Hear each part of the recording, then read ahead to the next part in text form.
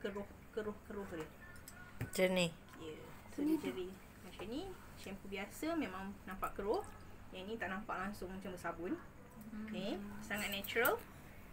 Okay, so saya nak masukkan ni dalam kerompong ni untuk menguji air ni, kecepatan air benda ni penyerapan untuk serap air dia. Okay, sebabnya bila kita pakai shampoo, seboleh-bolehnya kita nak benda tu serap ke dalam kulit kepala.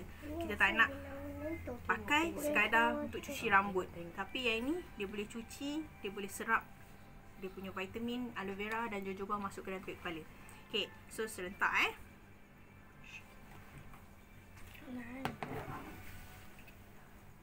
Alright. Kat sini you all boleh tengok. Bawah ni nampak aloe vera dah menitik. Dia terus serap on the spot. Yang sini dia nama X ni sampai ke belum lagi nampak. Masih dalam penyerapan. Yang ini kelompong ni dia terus on the spot. Yang ni nampak baru turun. Air pun tak laju.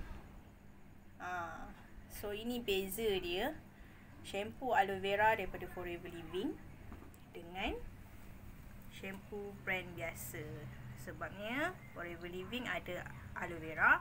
Aloe vera ada sifat lignin. Lignin tu mempunyai kuasa serapan yang sangat cepat. Sini tengok, nampak air tu. Air ni dah makin kurang sebab dia tembus pada kulit telur ni. Yang ini terus tak menitik dah. Nampak? Sikit-sikit. So kita nampak macam mana aloe vera boleh serap